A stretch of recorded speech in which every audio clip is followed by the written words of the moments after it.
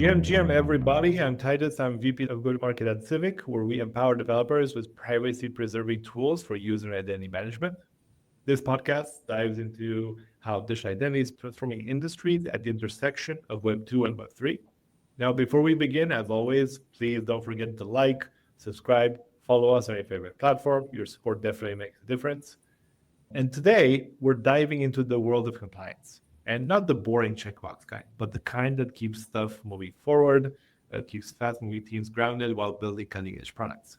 We're joined by Stas Boujoukha, CEO at Compyl. Compyl is a platform built by former Chief Information Security Officers, CISOs. We heard a lot about that in this episode. Compyl helps companies automate and scale their compliance programs.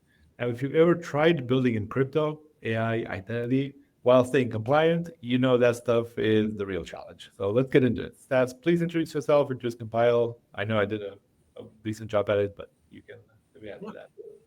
Absolutely. Well, Titus, thanks for having us. Thanks for having me. I'm Stas Boujoukha. I'm the CEO and founder of Compyl.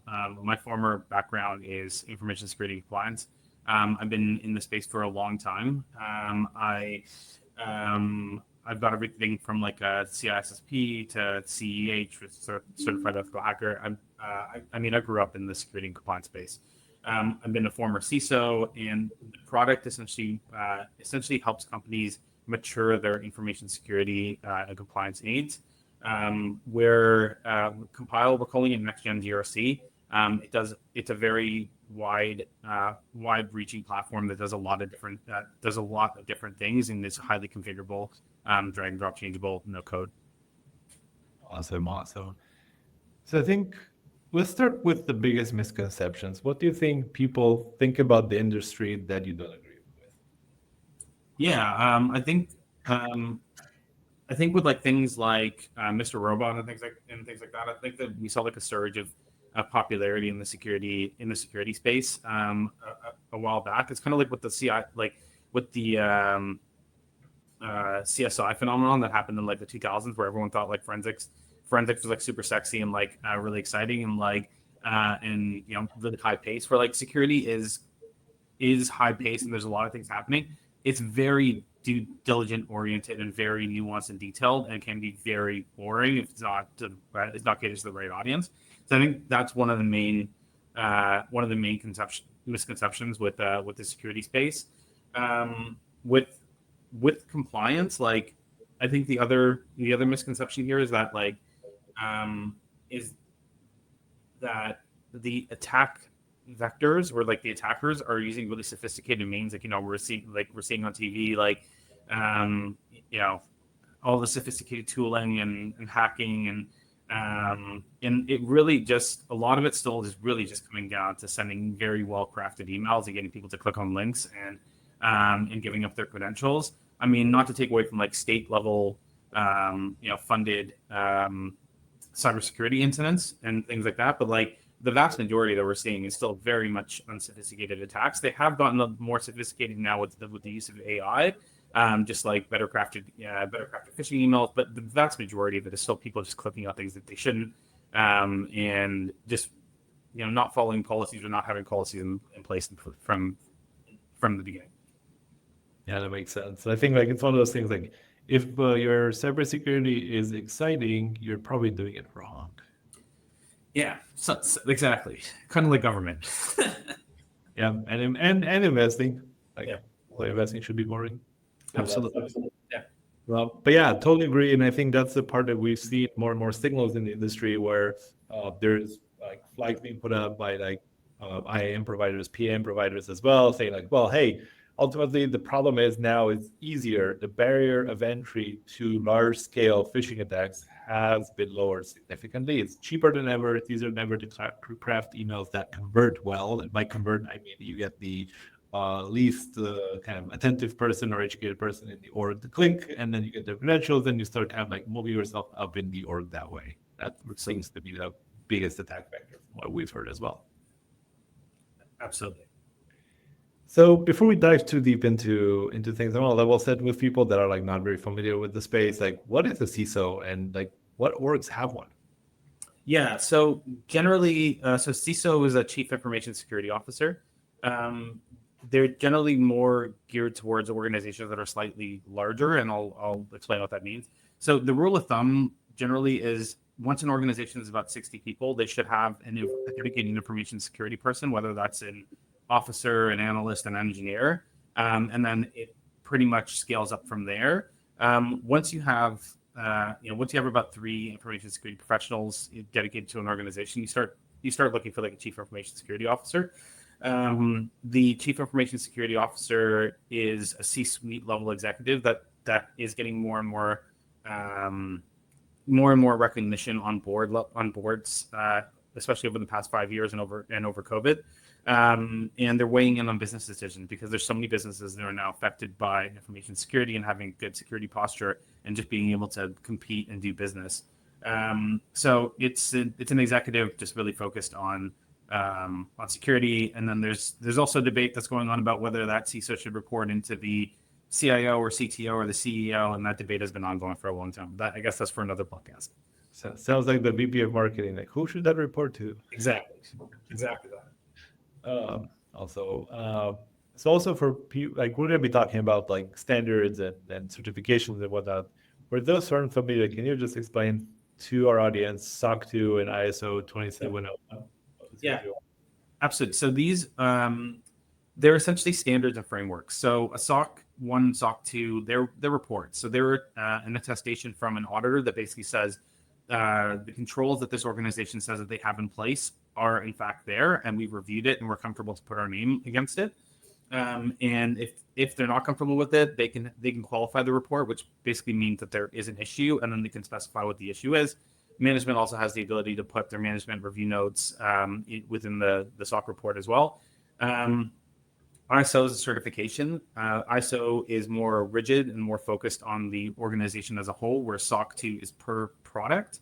So if an organization has multiple products, they'll probably have multiple SOC 2s or SOC 1s. SOC 2 is for security, availability, privacy, and a few other domains, but for that product.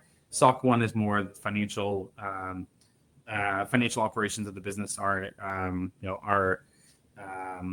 in place, operating well.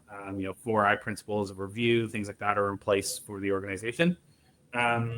ISO 27001 is more organizational focused. It's more international. So you'll often see ISO more in like the European markets, where you'll see the SOCs more in the North American markets. Yeah, and I think the other kind of question that comes to mind when looking at these, as like a founder, a builder, a team kind of working on SaaS products or any kind of software, why do these matter so much in the corporate world, the enterprise world especially? Yeah, so in probably about like 7 or 8 years ago, the SOC reports and ISO reports were very hard to come by and were very expensive and were very mean. And generally, they were reserved for organizations that got to a certain size. Generally, about 100 people, or like about $30 million of revenue is when they started looking at these things seriously. And that's because the type of businesses that they would start doing business with would require some assurance that they have security controls in place, they have a certain maturity, and they took it seriously. What's recently changed is SOC more so than others has become more of a commodity. It is now there has been a lot of auditors that have popped up. The governing body for SOC is the AICPA. I can remember what the acronym stands for right off the top of my head, but basically, if you're a CPA, you can basically spin up an auditing firm within a day. It doesn't cost very much money, and then you can be accredited body that issues SOC reports. There's been a lot of infighting in the industry recently about this. It's significantly more harder to become an ISO auditor, or like a high trust auditor is almost next to impossible. FedRAMP, StateRAMP, or now GovRAMP. So like the barrier to entry for SOC is quite, it's not as high as the others. So the reports are getting more scrutiny than they ever have before, because the people that are issuing them are not as the integrity just isn't there for some of them. So that's kind of how that piece works. But in terms of like why customers are pursuing this is because since the cloud revolution of like 2014, a lot of organizations startups have all gone cloud. It's a lot easier now to build a product, get a product out to market, get it in front of an enterprise level buyer. Enterprise level buyer wants the same thing that previous large organizations had. So that's why it's become more and more of a thing to get a SOC 2 ISO certification and things like that.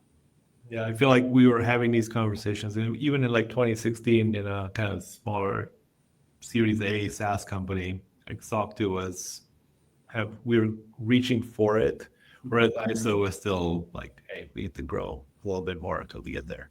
Yeah, and it normally was only the big four that were doing it as well, and then you had a handful of other auditors doing it as well. So it was really difficult to actually get the auditors, and also very expensive. So it sounds like that's a challenge definitely for the industry. Are there any other big challenges that you see like the industry grappling with right now? I mean, there's always a lot. There's always a lot of things going on. Like, so a lot has changed, but at the same time, a lot has also stayed the same.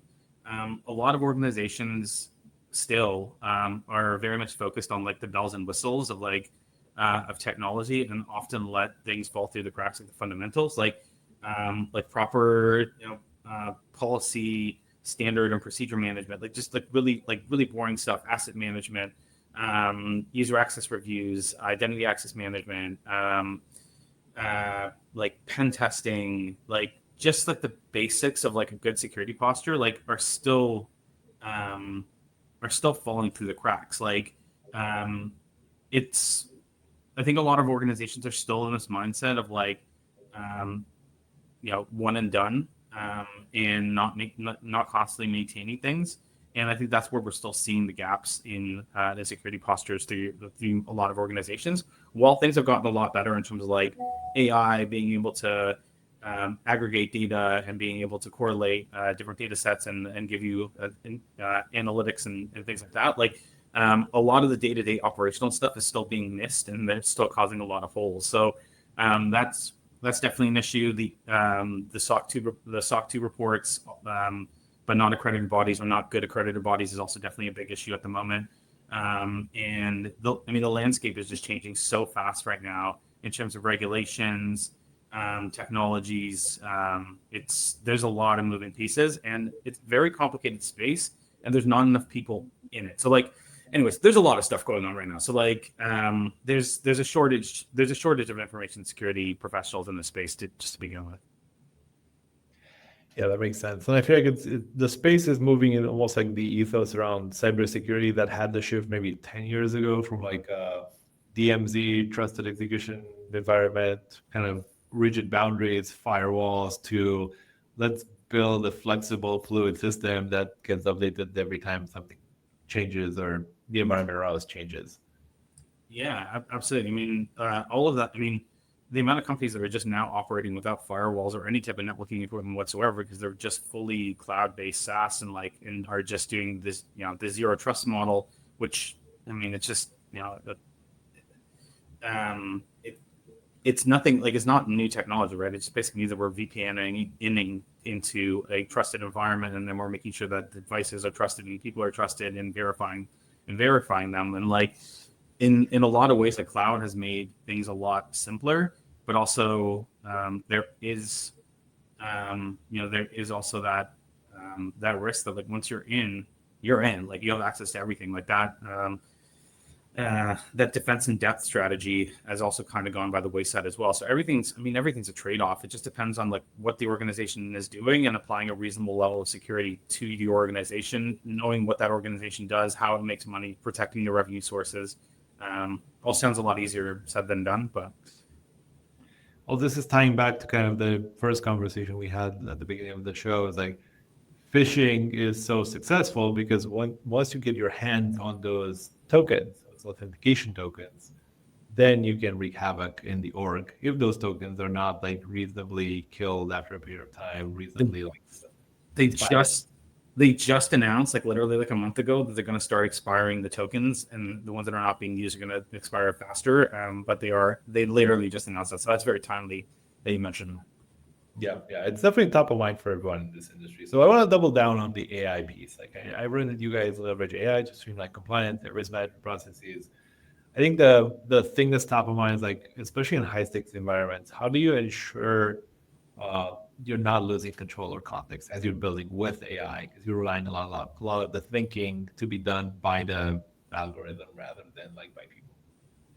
Yeah, I mean, with us, we've heavily leveraged AI in the platform, and it's been game changing to us because like the biggest problem that we've had in like the governance risk and compliance space is a lot of it has been very manual, and like a lot of it has been very driven by like user input and text, and it's just like nobody has the time, nobody wants to do it. So like leveraging AI to be able to pull in data from a lot of different data sets, being able to make sense out of it has been really game changing for us.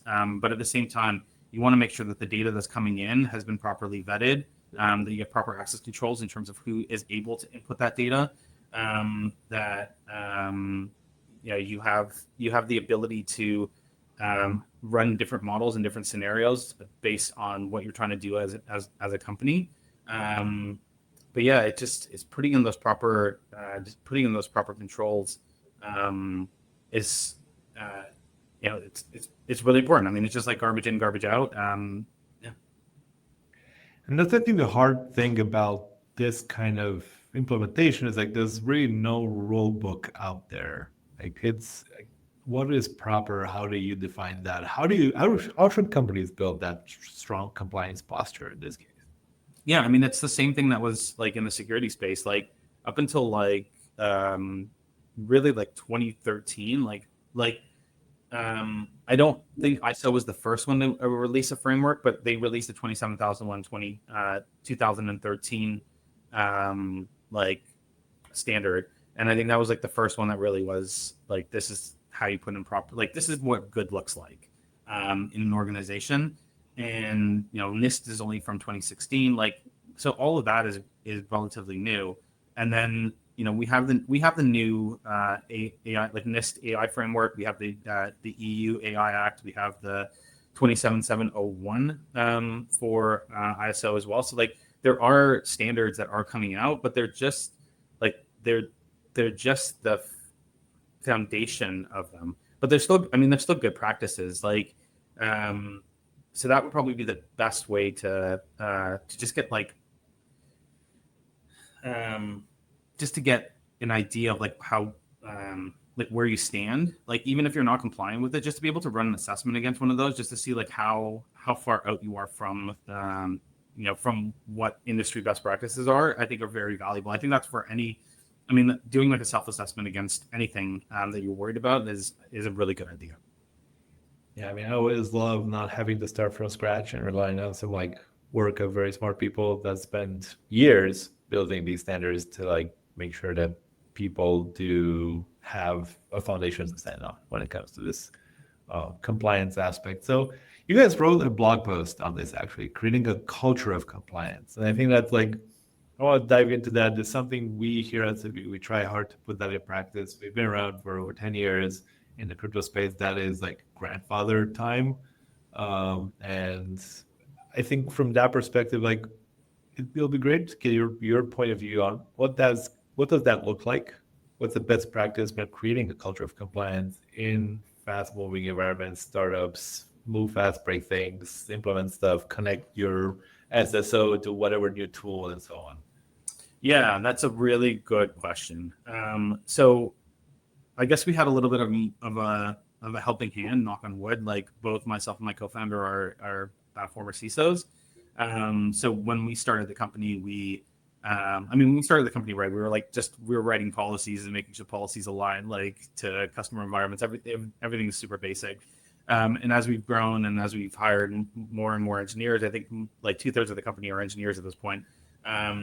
Like we've had to instill in them like a level of fear, if you will, like that the type of data that they have access to is very, very critical. And you'd be surprised in terms of how many people don't understand how the companies that they work for, like what type of data they have, why that data is very valuable and sensitive. I'm not talking about us, but like if you take it to something like if you take into like something like banking or financial services, like the amount of people that are working there are only, are working there, especially on the engineering side, or, it pays well. It's an engineering job. But the amount of them don't understand like what like position data is, or like what like um, M&A information and why it would be like valuable. Like the amount of people that don't understand that, you'd be shocked.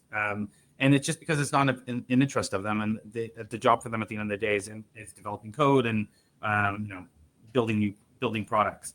I think the reason I'm saying that is I think once you explain to an employee like why certain things are the way that they are and the type of controls that are in place, or the reason why we need to keep certain things in the way that they are, like we have to have Chinese walls in place between like these different departments. And the reason we're doing that is because if somebody gets a hold of this type of data, they can then be able to manipulate the markets. And this is what it actually means. And this is what it actually means for you personally if this actually happens. It's explaining to them like why certain things are the way they are and the reason that they need to be maintained. It's whenever you go and you make a large change to an organization. Like I'll give you an example. Like if a company decides that it's no longer going to be allowing or that it's going to be implementing corporate device management across all devices and basically blocking out personal, not allowing personal and corporate data to interconnect. A lot of people will get upset with that, right? They'll be like, "Well, this is so convenient. I have one device. Like now I have to carry two devices, or like all the data I can't transfer from one to another. I can't copy and paste." That seems really like a pain, a pain for employees. But when you explain it to them, like it's corporate data, it has to be separated. We have to hold it for 7 years for compliance reasons. Like we're getting more scrutiny. This is what our customers are asking for. That goes a really long way rather than just rolling it out and not explaining it to anybody. So like that's kind of like the culture of compliance is explaining and getting everybody involved in the decision, in maybe not the decision making process, but at least explaining to them what the decision making process was and how we got here and like why we're doing it and how it's protecting the business and the bottom line. And so yeah, that's kind of how we've been approaching it. Yeah, I mean, I think like the way I'm looking at it is, and I've seen it done before, is like as long as you're producing some value, you're charging people for your services like 5, 6, 7 figures, whatever your business model is, and you're handling even more so HIPAA or PSI, PII, whatever protected data or classified information if you're in that business, then those are, I mean, that those carry not just like company wide consequences, but like personal consequences for the person responsible for those breaches. And you might find yourself in a very complicated legal situation as well as an individual, not just the company itself. Absolutely. And that's also a very good thing to explain to them, that it's no longer just isolated to being a corporate problem. It can be a personal problem depending on your involvement. So YOLOing 5 years of, I know, financial data into a personal account tied to LLM is probably not a good idea, right? Definitely not a good idea. Yeah, definitely not a good idea. That's going to be a problem in itself very soon. I think it already is. Yeah. I just think people just don't see it yet. I think the good conversation I've been hearing, at least at RSA or like Identiverse and all these like security identity conferences, is people are still chasing shadow AI use and shadow tool use. And in many cases, like for like the SOC 2 compliance purpose and ISO compliance purpose. If I'm an employee of a company, I'm using my personal, for example, Gmail account to log into ChatGPT or into Claude, and then using that with company data, that's a big security no-no.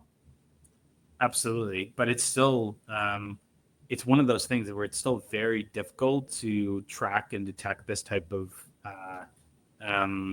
activity, even with like a sophisticated SIEM and logging mechanism. And there's a few different products. I mean, there's a few different products, but they rely on having log access to like Google or Chrome logs to be able to see what people are doing. But it's still like it is way too easy to get around these type of things still. And like shadow IT is a huge problem in the industry still.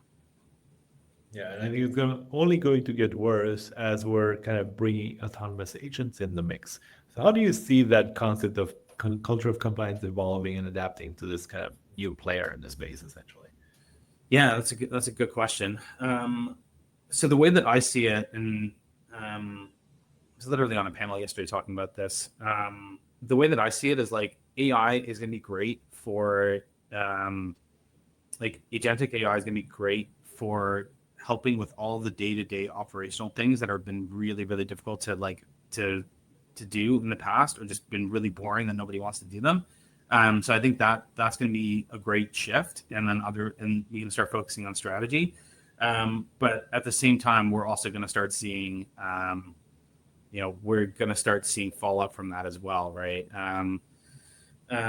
Production changes being made by AI, right? Like what's the change management controls that we're going to put in place in that? Like how do we vet it? How do we maintain it? How do we ensure that it doesn't lock us out and then we're locked out of the entire organization? Like there's a lot of like, it's 2 steps forward, 1 step back with all of this, but it could have really significant knock-on effects for organizations. I mean, we saw it with CrowdStrike as well, right? Where like CrowdStrike is a great product.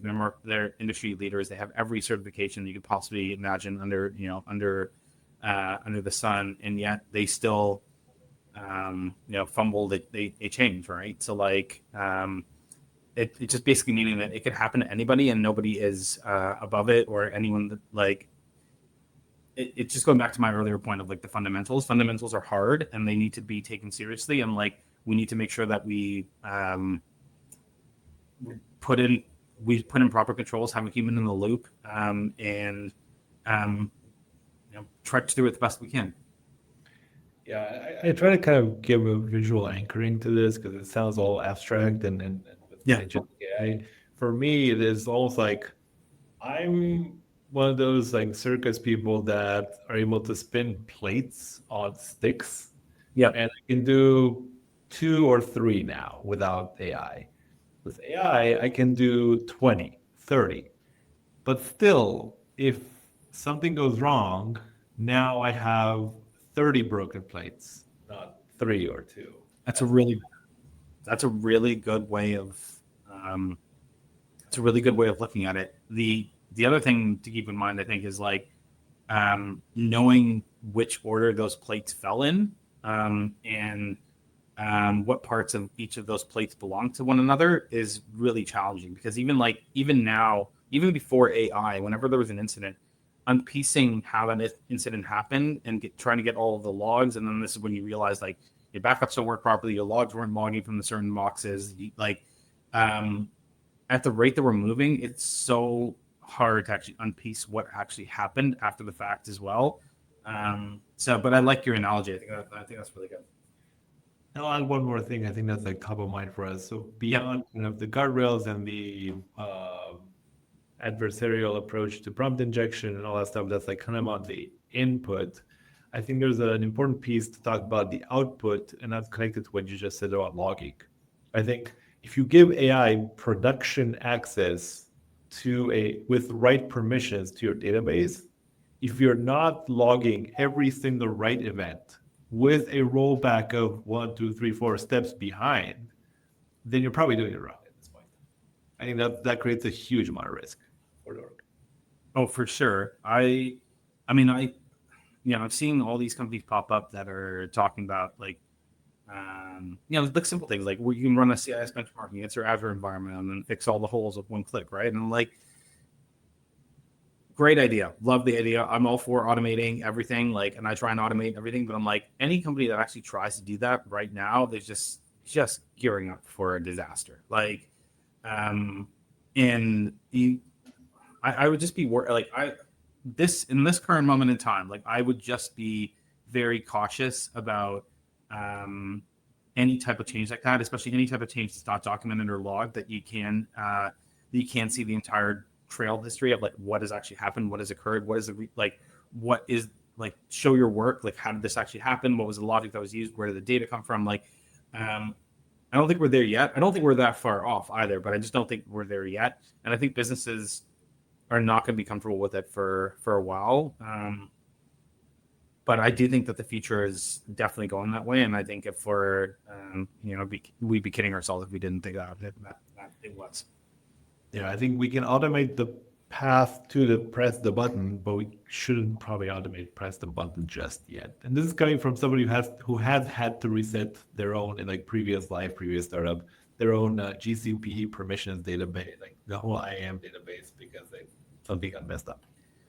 Oh, for sure. And also, like for us, we're mixing data sets together that have never previously been mixed together. Like I can give a couple of examples of that. So like we're mixing like SIEM data with with XDR data, with HR data, with like CRM data. So like those four, like the first two are pretty obvious. But like the other two, like just mixing them together and then trying to see the correlations between them, like it's coming up with some really interesting correlations in terms of like who's talking to what customer externally, what are they talking to them about, like, and they also have like what rights do they have within the organization, like can they like is there room here for a multi-pronged attack based on like what's happening in these conversations, the type of conversations they're having, depending on what like data you have access to. But like it's just like AI is just giving you a lot of insight, but also giving you like a lot of false positives, because that could very well not be what is actually taking place. But because the data sets have never been connected before, it is drawing conclusions, and then you as the critical thinking human in the loop, like oh, that actually does look like that might actually be like it's just like just a lot of these scenarios have never been played out before, and like we just need to be very cautious about what we do with the data that's being presented to us.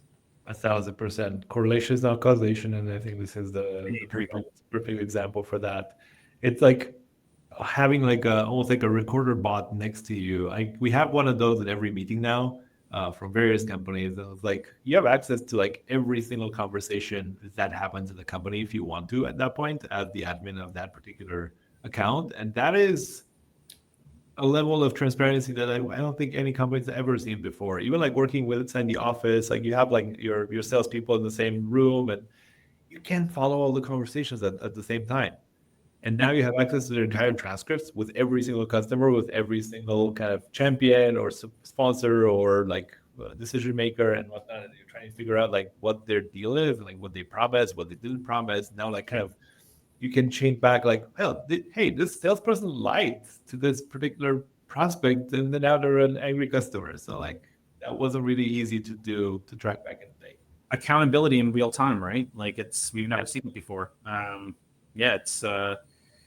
It's a real, I mean, it's sci-fi level stuff that we're dealing with right now. It's really cool. Like, I mean, from our perspective, like from a security compliance perspective, it's game changing, right? Like one more example, like which we found like incredibly useful is like customer has an incident. They literally just have to type out like what that, like just a high level of like what they think happened. Like, let's say like salesperson, disingenuous with customer, right? Tag the customer on it, pulls the customer data down, right? DocuSign contract, all of the HubSpot data, like all the back and forth, pull in the Zoom logs, see what they actually said. It literally will generate out like, this is what the contract said, this is what was promised, like this is the disconnect, here is the next remediation steps, this is what needs to happen. And it's just really, really neat, really neat correlation data that you can get out of it, and like be able to put an action plan together in a matter of minutes. Yeah, and that becomes extremely interesting for higher risk use cases where you have the potential of insider trading, let's say, or leakage of classified various documentation or IP or whatever you're working on. Exactly. So, yeah, that's exactly what I was, going with that previous example. Yeah. Yeah, 100%. So, okay, let's go back to kind of people experimenting with AI internally. Like, I think with all this sci-fi stuff happening and like things moving very fast, like what are some of the good compliance hygiene steps that people can take to stay grounded? Good hygiene steps that people can take to stay secure. Yeah, stay grounded in this kind of fast moving world. Yeah. That's a really good question. I mean, obviously, be very sensitive with the type of data that you do share, with, with your various bots. If you are, if you are technically inclined, you can run them locally as well, and they are very good, especially for like basic things. And I, um, yeah. Sharing data, controlling the data inputs, running it locally. Um, yeah, that'd be some of the basics. Yeah, I would maybe add to that the like work with aggregations if you can, and not with individual like customer data when you're running stats. And then I think this local host thing is like I can't stress that enough how important that is to like if you're able to pull that data on your local machine through a Yeah. read-only endpoint that has access to very specific schemas instead of the entire production database, then you're in a much better position from a security standpoint. Oh, absolutely. And if you really do, yeah, totally. And if you really do need to run certain data through it, you can anonymize the data, the Excel sheets, whatever you're using first, for sure. But yeah, they made it really easy. Like Llama, like you can install like in a matter of minutes, and like it's pretty. Um, well, I would say it's pretty easy to, but maybe not for the non-techie folk. I mean, you still need like RAM, and you still need all like It's true. It's true. I mean, it does work, but it can be super. It'll yeah. be super slow. Yeah, and I think ultimately like LLMs don't need email addresses or home addresses or any kind of like PI or credit card numbers or social security numbers to infer whatever you're trying to infer based on the data that you have. I think that's kind of my takeaway as a marketer, like a go-to-market person, as a kind of working with customer data every day. You For don't sure. need that in your day-to-day life unless you're like doing some action, and that's where you come in and you make sure you handle the data according to your policies. For sure. Yeah. And like for me, like I guess like from a security and compliance professional, like it was just like I would just never run any type of data. Like I would never put any type of personal data um through an LLM. Like I would like you just need a translation table, right? If you have user information, just remove the users, put them 1, 2, 3, 4, 5, and then just have a translation table that you can then compare the data to after. That just makes it a lot easier to 100%. correlate the data. That's why we have UUIDs. That's why we have like non kind of PII IDs in databases instead of like the email address as the primary lookup. The other thing I think that I wanted to touch on is the MCP servers and like how that's exploded in the past few months. I think people are super excited to get started with those. What's your stance on integrating those in any kind of process right now? Like what people should be looking out for? Um, yeah, that's a very good question. So like when MCP popped up, like our engineers got super excited about it because we're already leveraging something like that as well, like through what we're calling the